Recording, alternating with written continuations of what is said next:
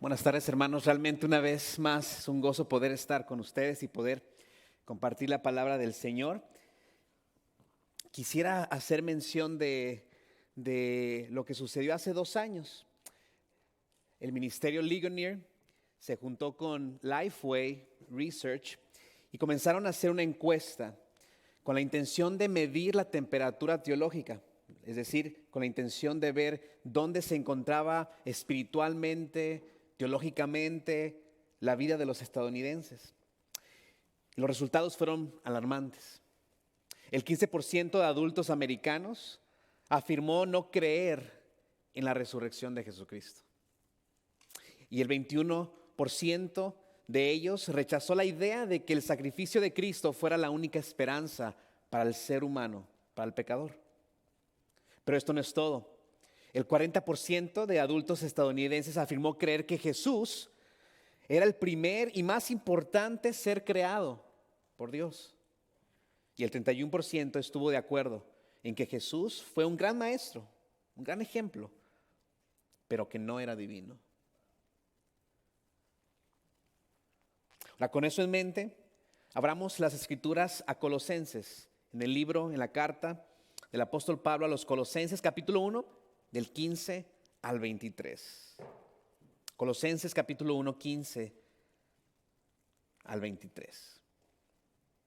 La palabra del Señor dice de esta manera: Él es la imagen del Dios invisible, el primogénito de toda creación, porque en Él fueron creadas todas las cosas, las que hay en los cielos y las que hay en la tierra, visibles e invisibles, sean tronos, sean dominios, sean principados, sean potestades. Todo fue creado por medio de Él y para Él.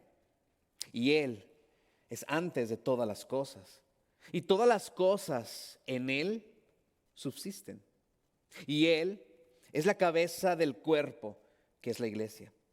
Él es el principio, el primogénito de entre los muertos, para que en todo tenga preeminencia. Por cuanto agradó al Padre que en Él habitase toda plenitud, y por medio de Él reconciliar consigo todas las cosas, así las que están en la tierra como las que están en los cielos, haciendo la paz mediante la sangre de su cruz.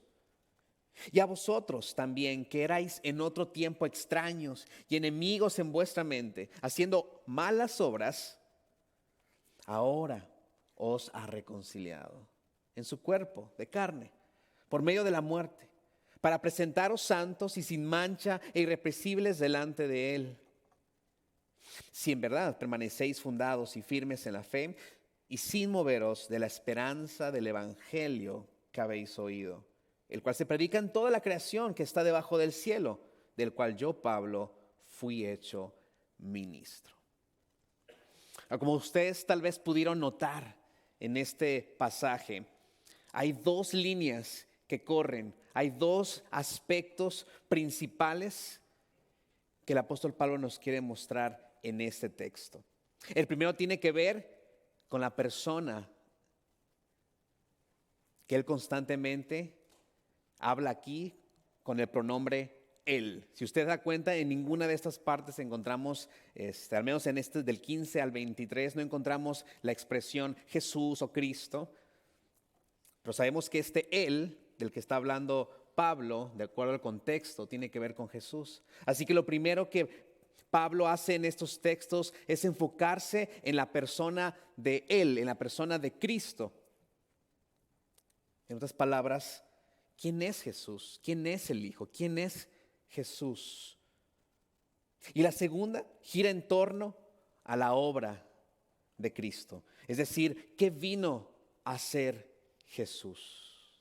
En otras palabras, este pasaje entonces es un texto que nos presenta de manera resumida lo que llamaríamos hoy una cristología paulina, en donde Pablo está presentándonos la persona de Jesús y la obra de Jesús. ¿Quién es Jesús y qué es lo que vino a hacer? Es lo que este pasaje nos trata de contestar.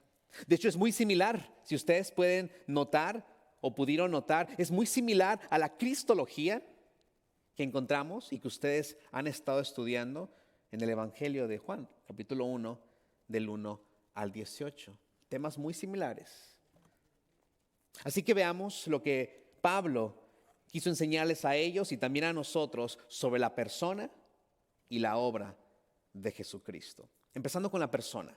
¿Quién es? Versículo 15. Él es la imagen del Dios invisible, el primogénito de toda creación. Ahora, lo que quisiera hacer es que veamos este texto, comenzando con el 15 y los demás versículos que estaremos explorando. Primero viendo lo que el Hijo era antes de la creación, lo que el Hijo es después de que hubo una creación, y de esa manera poder entender un poco mejor lo que Pablo está hablando. Así que, ¿quién era el Hijo antes de que todas las cosas fueran creadas? Antes de que existiera lo visible o lo invisible, antes de que existiera cualquier otra cosa material en este mundo, ¿quién era el Hijo? Y el texto es muy claro, ¿verdad? Él es la imagen del Dios invisible. En otras palabras, Pablo estaba dejando en claro desde el principio que esta persona, que hoy conocemos como Jesucristo de Nazaret, Él, antes de llegar a esta tierra, Él ya existía. Él era la imagen del Dios invisible. Desde la eternidad pasada, Él era Dios, verdaderamente Dios. De hecho, si usted nota, en el versículo 19 se vuelve a aclarar este mismo concepto. Dice, por cuanto agradó al Padre, a Dios, que en Él, en el Hijo, habitase toda plenitud. Y por supuesto esta plenitud está hablando de la plenitud de la deidad. Así que Él, desde antes que existiera todo lo que pudiéramos nosotros ver o llamar universo, o que aquí dice Pablo, cosas visibles e invisibles, antes de todo lo creado, el Hijo ya existía. El Hijo ya existía. Él es Dios. Él es la segunda persona de la Trinidad. Él es uno junto con el Padre, junto con el Espíritu Santo. Un Dios desde la eternidad, gozándose en esa relación perfecta de amor y gozo que disfruta la Trinidad. Así que antes de todas las cosas, ¿quién era Cristo? Él ya existía. Él es Dios. Él era Dios. Él es Dios desde la eternidad. Y Pablo después iba a confirmar esto. En Filipenses utiliza un lenguaje similar. Él dijo, hablando de Jesús, hablando del Hijo, aunque existía en forma de Dios, no consideró el ser igual a Dios como algo a que aferrarse. Esa palabrita, forma de Dios, es una expresión similar a lo que aquí encontramos con la palabra imagen del Dios invisible. Así que el Hijo en Colosenses es presentado como la imagen del Dios invisible, hablando de esa deidad. Y en Filipenses se utiliza la expresión forma. El Hijo existía en la forma de Dios. Ambas expresiones apuntando a la misma realidad de que el Hijo, desde antes de todo lo creado, era uno con el Padre y el Espíritu. Era divino. Y después, Hebreos, quien quiera que haya sido el autor de esta epístola, dice lo siguiente. Él es, hablando del Hijo, el resplandor de su gloria y la expresión exacta de su naturaleza. Así que tenemos en Colosenses 1:15 la imagen del Dios invisible. En Filipenses 2:6 tenemos la forma de Dios. Y en Hebreos 1:3 tenemos el resplandor de su gloria y la expresión exacta de su naturaleza.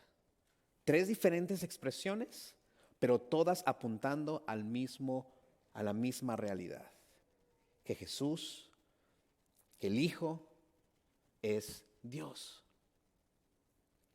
Por supuesto, esto no tardó en distorsionarse. Muy temprano en la historia de la iglesia, alrededor del siglo IV, un hombre llamado Arrio, era un pastor, en la ciudad de Alejandría, comenzó a tomar este pasaje, de hecho, y comenzó a ver algo diferente. Comenzó a interpretar este pasaje de manera distinta. Y fue él el que comenzó a promover la idea de que en la eternidad pasada, antes de que ocurriera la creación, solamente existía el Padre. El Hijo no existía, sino que llegó un momento en donde el Padre creó al Hijo. Por supuesto, esa controversia fue tan radical que llevó a que todas las iglesias de aquel entonces se reunieran, los obispos, los pastores de ese entonces se reunieran a hablar sobre este tema. Y el resultado de eso fue lo que llamamos el Credo de Nicea, en donde se establece contundentemente lo que acabamos de decir anteriormente, de que en efecto el Hijo es de la misma sustancia que el Padre, es decir, que el Hijo es Dios, que el Hijo es la imagen exacta del Dios invisible, que el Hijo es en la forma de Dios, que el Hijo es el resplandor de su gloria y la expresión exacta de su naturaleza, es decir, que Jesús es divino. Y a partir de ahí, el arrianismo se condenó como una herejía. Lamentablemente, lo que sucede en la historia, y ustedes sabrán que muchas veces tiende a repetirse. No hace mucho tiempo, un grupo de personas también comenzó a estudiar las Escrituras y comenzaron a enseñar precisamente algo muy similar al arrianismo que había sido condenado en esa época. Por supuesto, este grupo, que hoy conocemos como los Testigos de Jehová, comenzaron a enseñar algo muy similar, negando la deidad de Cristo, negando que Jesús es Dios, y entonces de esa manera apartándose de la enseñanza bíblica. Así que lo primero que Pablo quiere dejar en claro es que el Hijo, antes de que existiera este universo, ya existía como Dios. Él es Dios. Y después pasa a esta segunda expresión que encontramos en el versículo 15, el primogénito de toda creación. De hecho, este punto en particular fue lo que a Arrio lo llevó a la conclusión de que Jesús había sido creado. Si usted recuerda, la palabra primogénito en algunos casos se puede utilizar como el primero de algo, ¿no? Entonces, por ejemplo, cuando hablamos de mi primogénito en cuestión de mi familia, ese primogénito es el primer de varios que después vinieron. Y como aquí dice el primogénito de toda la creación, Arrio dijo, mira, es claro, Jesús fue el primer ser creado, fue el primero que Dios creó de toda la creación. Este fue su razonamiento. Sin embargo, primogénito siempre tiene que, o las palabras en la Biblia siempre tienen que interpretarse de acuerdo al contexto en el que aparecen, ¿verdad?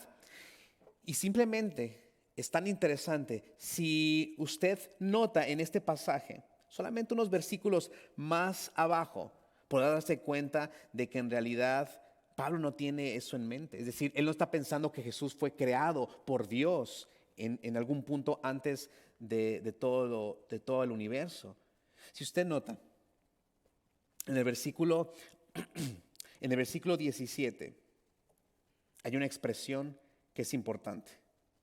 Y dice, y él, hablando del mismo Hijo, y él es antes de todas las cosas, y todas las cosas en él subsisten.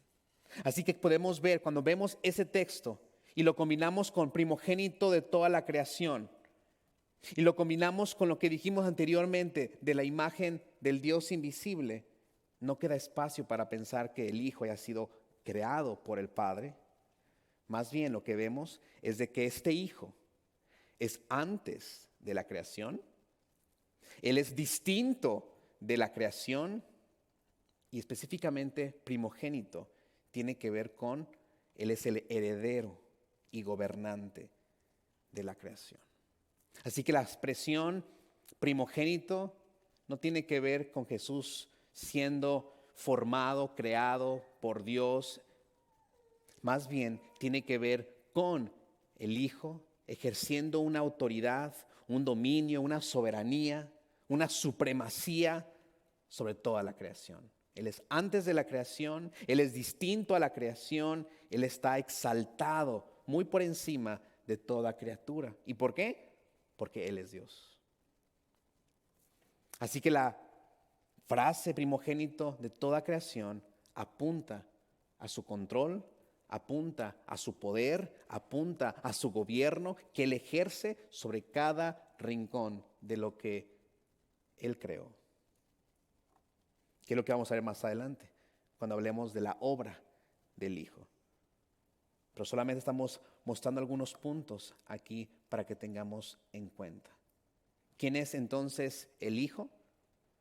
Versículo 15, Pablo comienza diciéndonos, el Hijo es la imagen del Dios invisible, es Dios. Y como Él es Dios, Él también va a estar por encima, ejerciendo gobierno y autoridad soberana sobre todo lo que Él mismo ha creado. Pero hay más. Versículo 19 dice de esta manera: por cuanto agradó al Padre que en Él habitase toda plenitud.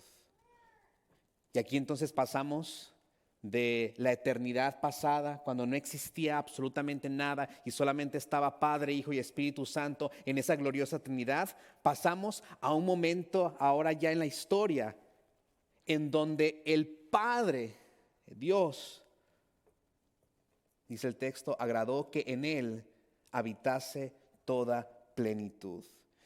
Y eso nos debe de hacer pensar, ¿no? ¿A qué se refiere con eso? Bueno, lo que se refiere con eso es precisamente lo que hoy llamamos la encarnación.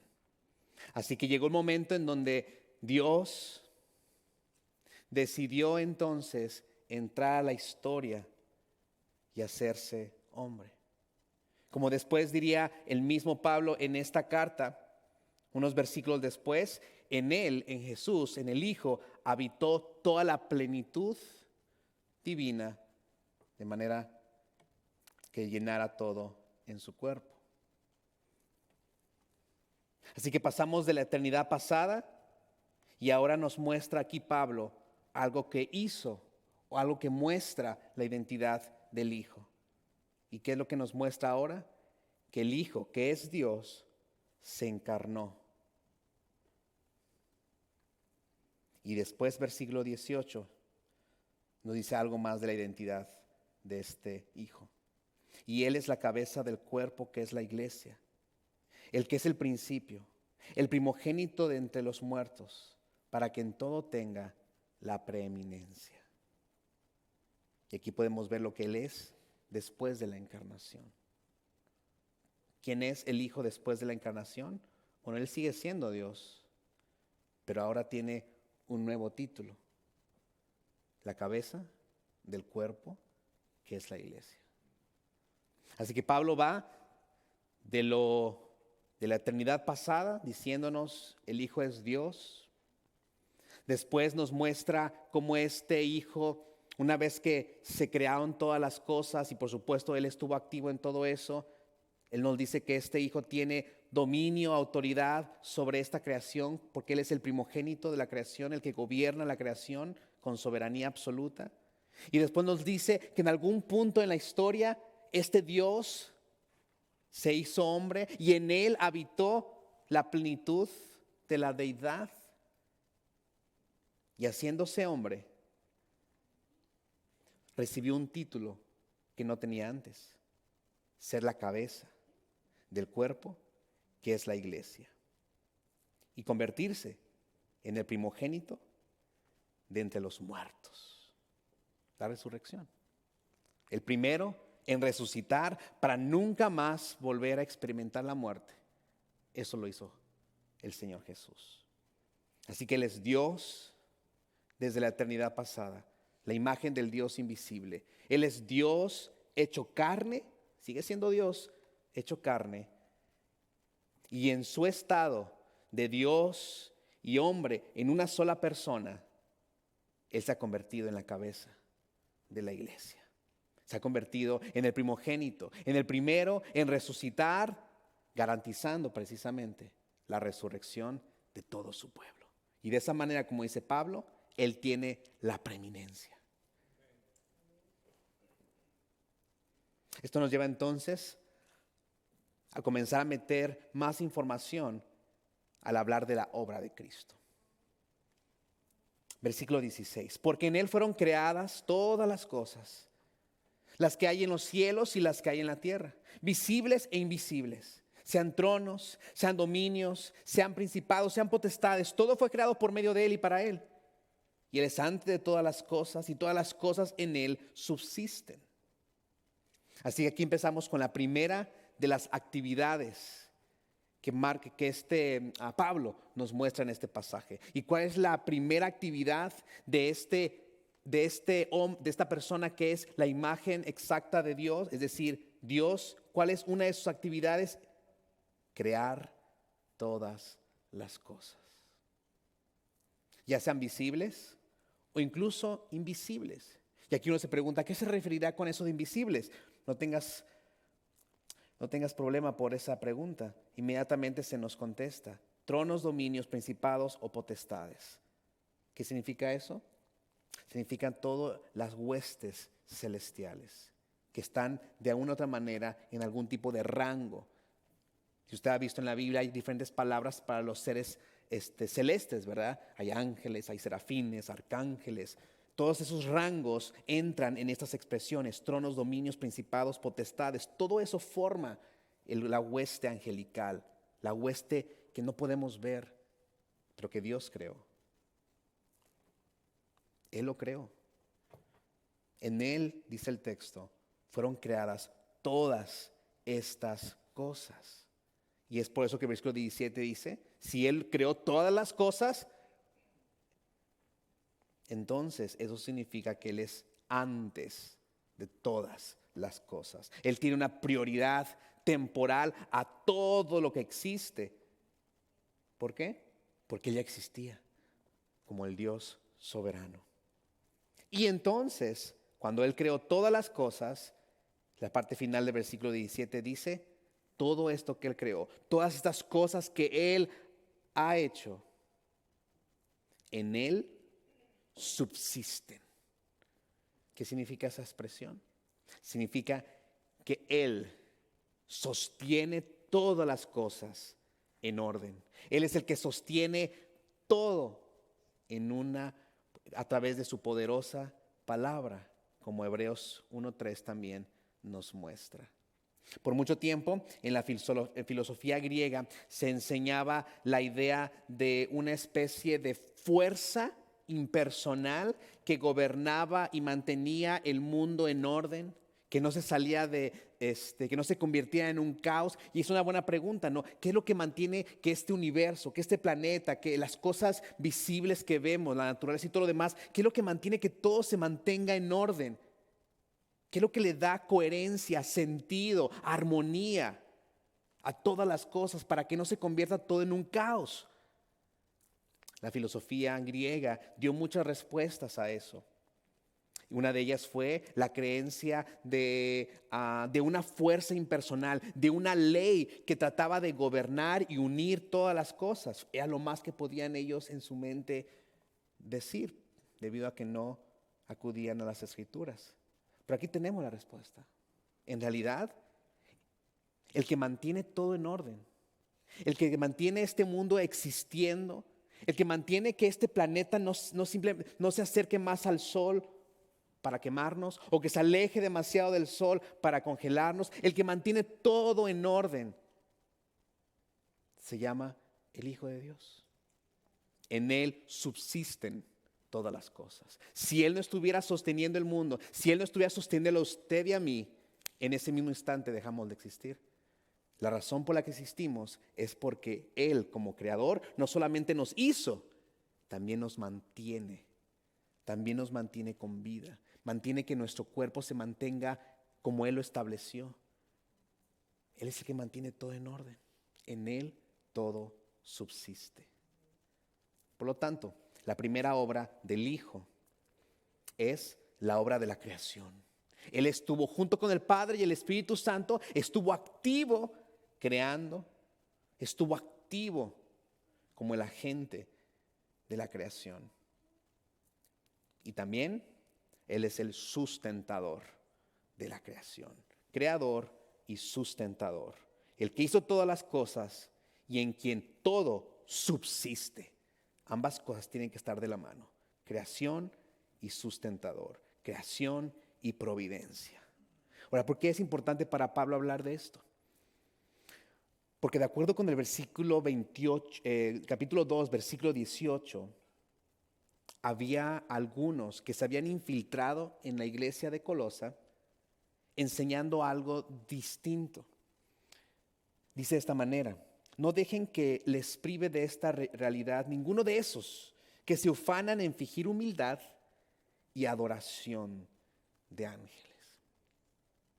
En otras palabras, se estaba enseñando cierta distorsión en ese momento en la iglesia de Colosa que tenía que ver con venerar o rendir cierta clase de respeto, homenaje o adoración a los ángeles. Pero Pablo quiere dejar en claro que todos los ángeles, sean tronos, dominios, principados o potestades, todo fue creado ¿por quién? Por el Hijo. Y por lo tanto, el único que merece la adoración, ¿quién debe de ser? ¿Los ángeles? Claro que no. El Hijo, porque Él creó todo eso. Así que dentro de la misma iglesia de Colosa también había enseñanzas que estaban distorsionando el evangelio, que estaban distorsionando alguna verdad del evangelio. Y Pablo quiere dejar en claro que no se debe de rendir ninguna clase de adoración a los ángeles, porque el único que merece adoración no es la creación, sino solamente el creador. Y el creador que se nos presenta aquí, ¿quién es? El Hijo, que junto con el Padre y el Espíritu estuvieron involucrados en crear todo, visible e invisible.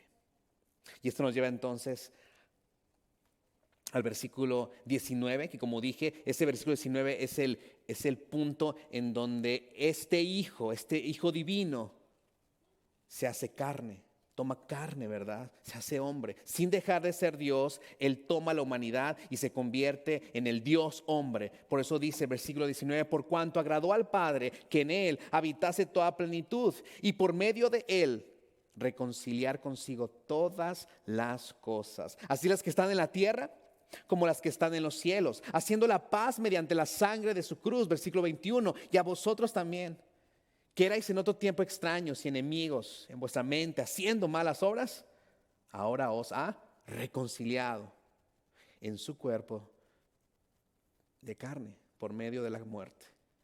¿Con qué propósito? Para presentarlos santos y sin mancha, irreprensibles delante de Él. Si en verdad permanecéis fundados y firmes en la fe y sin moveros de la esperanza del evangelio que habéis oído, el cual se predica en toda la creación que está debajo del cielo, del cual yo, Pablo, fui hecho ministro. Aquí nos presenta entonces Pablo la segunda actividad del Hijo de Dios. ¿Y cuál es esa actividad? La de Redentor. Así que no solamente el Hijo es creador, no solamente el Hijo es el sustentador o gobernador de todo, también este Hijo es el Redentor. Y como dije, a partir del versículo 19 ya se nos presenta al Hijo en su forma como lo conocemos hoy, ¿no? Como el Dios hombre. Y entonces, como Dios hombre, ¿qué es lo que hizo el Hijo de Dios? Versículo 20, hizo reconciliación. Y usted sabrá que para que se entienda la palabra reconciliación, tiene que haber cierto trasfondo detrás de eso. O sea, yo no puedo hablar de reconciliación si no hay cierto problema o cierto conflicto o algo para que se entienda la reconciliación. Y entonces la pregunta es, ¿cuál es ese trasfondo que amerita que haya una reconciliación? Y por supuesto el trasfondo que encontramos en esta epístola y por todas partes de la Biblia y en su propia vida es el pecado. El pecado ha hecho una separación. El pecado ha creado una enemistad entre Dios y las personas. Y de hecho ese mismo pecado del hombre ha traído una frustración o una maldición o efectos sobre la misma creación. Como dice ahí, ¿no? En ese versículo 20, las cosas de la tierra, como las que están en los cielos, todas las cosas han quedado dañadas, afectadas, distorsionadas por el pecado. Pero gracias a Dios hay un Redentor que vino a traer reconciliación, que vino a restaurar para que este cosmos, este mundo, este universo que fue creado por Él mismo, pero que ahora se encuentra bajo la frustración, bajo la maldición, bajo los efectos del pecado, un día pudiera quedar liberado de todo esto. ¿Y cómo logró este Hijo? ¿Cómo logró este Dios hombre traer reconciliación para que cielos y tierra pudieran otra vez garantizarse que van a tener una restauración? ¿Cómo lo logró? La parte final del versículo 20, mediante la sangre de su cruz.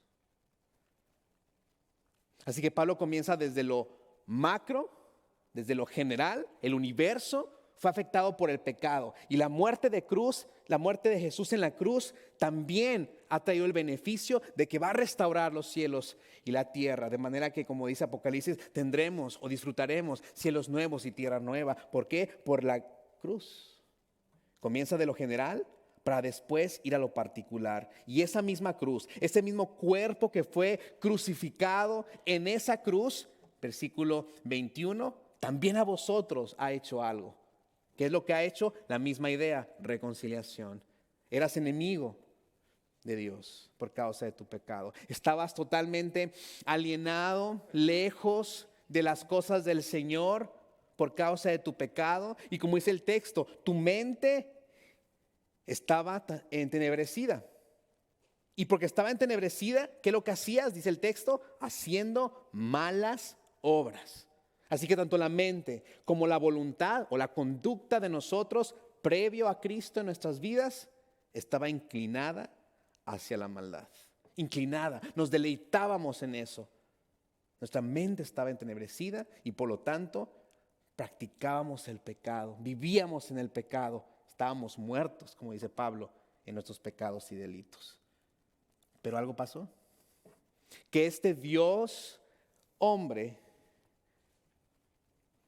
en su cuerpo recibió el precio de la reconciliación, el precio de nuestra paz, como dijo Isaías algunos 300 años antes. El precio de nuestra paz fue comprado, fue pagado por ese hombre en la cruz. Así que tenemos lo macro, en donde Jesucristo a través de su cruz está prometiendo que este cosmos va a ser restaurado, no más efectos del pecado. Y usted puede leer sobre esos en Apocalipsis 21 y 22, cómo va a ser ese mundo, ¿verdad? Restaurado y sin pecado. Pero también se centra en lo micro, en lo particular, y decirnos a nosotros, no solamente la creación se va a beneficiar, tú también te has beneficiado de la cruz. Y en Él, tú ahora has sido reconciliado con Dios por medio de Jesucristo. ¿Con qué propósito? Continúa el versículo 22, para que los presente Dios o Cristo, para presentaros santos y sin mancha e irreprensibles delante de Él. Así que ese es el propósito, ¿verdad? Él nos ha salvado y Él nos va a sostener para que cuando llegue ese día final, Él pueda presentarnos santos y sin mancha, irreprensibles delante de Él. Y después dice el versículo 23, si en verdad permanecéis fundados y firmes en la fe. Aquí algunos pueden pensar, mira, la salvación se puede perder, ¿no? Porque dice, ¿no?, que todo esto, ¿no?, de presentar los santos y irreprensiblemente delante de Él va a ocurrir si en verdad permanecéis fundados. Entonces ese sí, ¿no?, le pone como cierta duda. Lo que está diciendo el texto no es que vas a perder la salvación si realmente eres salvo. Lo que está diciendo es de que los que son verdaderamente salvos van a evidenciar esa salvación porque van a permanecer firmes en la fe sin moverse de la esperanza en el Evangelio. ¿Y por qué no se van a mover de esto? No por sus propias fuerzas, porque este mismo Cristo los está preservando hasta el final. Ahora, ¿por qué Pablo quiso incluir esta parte al hablar sobre Jesús? Porque había algo, Colosenses capítulo 2, 20 al 23, que también se había infiltrado en esta iglesia. Dice de esta manera, versículo 20. Si con Cristo ustedes ya han muerto a los principios de este mundo, ¿por qué? Como si todavía permanecieran al mundo, se someten a preceptos tales como no tomes en tus manos, no pruebes, no toques. Esos preceptos basados en reglas y enseñanzas humanas se refieren a cosas que van a desaparecer con el uso. Tienen sin duda apariencia de sabiduría con su afecta a piedad, falsa humildad y severo trato del cuerpo, pero de nada sirven frente a los apetitos de la naturaleza pecaminosa. En otras palabras, había comenzado a infiltrarse en la iglesia de Colosa esta enseñanza, especialmente esa parte final, el trato severo del cuerpo, o lo que llamaríamos el ascetismo, ¿no? Comenzó a infiltrarse esta idea de que si yo maltrataba mi cuerpo, si yo me refrenaba físicamente de algo, ¿no? Si yo traía algún trato severo, golpeaba mi cuerpo o de alguna manera yo lastimaba mi cuerpo, la creencia era de que si yo hacía todo esto, le podría hacer frente al pecado. Pero Pablo está diciendo, de nada sirve eso para resolver el problema de una naturaleza que es pecaminosa. Y por eso él dedica todos estos versículos del 19 al 23 para decirles a los de Colosa, miren, no se dejen engañar. Lo único que necesitamos es a Cristo. Lo único que necesitamos para mantenernos firmes, lo único que necesitamos para resolver el problema del pecado se llama Cristo. No tus obras de flagelarte tu cuerpo. Tú puedes hacer lo que tú quieras con tu cuerpo, tratar de golpearte tu cuerpo, pero eso no va a hacer que tu pecado sea resuelto. Cristo, Él es el mediador. Cristo con su sangre, con su cuerpo partido, Él es tu esperanza. En Él puedes tener salvación. Así que esas falsas enseñanzas de que puedes tú mismo resolver el problema del pecado, maltratando tu cuerpo o alejándote de ciertas cosas, en otras palabras, a través de ciertas obras que tú hagas, ese evangelio es falso. El evangelio verdadero comienza con Cristo y termina con Cristo. Todo se trata de Él. Él reconcilió, Él lo hizo todo con su cuerpo y de hecho Él mismo te preserva hasta el final para presentarte delante de Dios sin mancha y santos, irreprensibles para su propia gloria. Así que, ¿quién es el Hijo? Pablo comienza diciendo, el Hijo ya existía antes de esto que vemos. Ya existía antes de toda la creación. ¿Por qué? Porque Él es Dios. Él es la imagen del Dios invisible.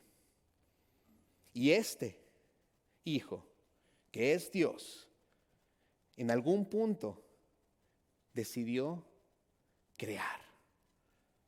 Y junto con el Padre y el Espíritu Santo crearon todo lo que vemos y lo que no vemos. Todo el mundo angelical y todo el mundo material fue creado por el Dios Trino. Y en algún punto este Dios Hijo se hizo hombre. Sin dejar de ser Dios, tomó naturaleza humana y se encarnó. Y en Él habitó toda la plenitud de la deidad. Y como Dios encarnado o como Verbo encarnado, Él logró lo más importante, ¿verdad? Traer reconciliación por su cruz. Reconciliación del pecador hacia Dios y también restaurar este mundo. Todo fue garantizado gracias a lo que Él hizo en esa cruz. Y al hacer esto, como dice el versículo 28, este Hijo se convirtió en la cabeza de la iglesia. Se convirtió en el jefe, en el rey de la iglesia. Y en Él tenemos entonces todos nosotros esperanza. Y entonces termino con el versículo 23, la parte final. El cual se predica en toda la creación que está debajo del cielo, del cual yo, Pablo, fui hecho ministro. Todo eso suena bonito, ¿no? A Dios, el Hijo, es divino, Él es el Creador, Él gobierna, Él sostiene, Él se encarnó, Él redimió, Él restauró, Él nos trajo a Él. Suena bonito, ¿no? Y se puede enseñar fácil desde una iglesia. Pero Pablo no lo hacía únicamente desde una iglesia, ¿verdad? Él iba, salía y servía, porque la palabra ministro significa siervo. Él servía a Dios yendo ciudad por ciudad a hablar de este evangelio, de esta fe. Usted tal vez no va a ir de ciudad en ciudad, y no le estoy diciendo que lo haga, ¿no? Pero lo que sí estoy diciendo que haga es de que si usted ya es parte de este cuerpo de Cristo, lo más natural es decirle a otros: quiero contarte acerca de alguien. Quiero hablarte de alguien que me ha perdonado y me ha hecho parte de su cuerpo, de su familia, y que ahora tengo paz, reconciliación con Dios gracias a Él. Y se llama Jesús. Y comienza usted a hablarle de Él. Hagámoslo, compartamos, llevemos el mensaje de que Jesús es Dios, de que Jesús es el Creador, de que Jesús es el sustentador y gobernador de la creación, pero también de que Jesús es el Redentor. Él es el verdadero Redentor. Sin Él no tenemos esperanza. Si lo hacemos, tal vez este año, porque cada 2 años Ligonier y Lifeway hacen esta encuesta. Lo hicieron en el 2022, hoy es 2024, así que este año ellos deben de sacar otra vez esta encuesta al público americano. Tal vez, si comenzamos junto con la Iglesia Universal a enfocarnos en proclamar a Jesús como el Dios verdadero, el Creador y el Redentor, tal vez estas cifras puedan cambiar. Y en vez de que haya 15% de adultos diciendo no hay resurrección, el número cambie y haya más personas diciendo que Jesús es el primogénito de la creación, que Jesús fue el primero en resucitar y de esa manera garantizando nuestra resurrección.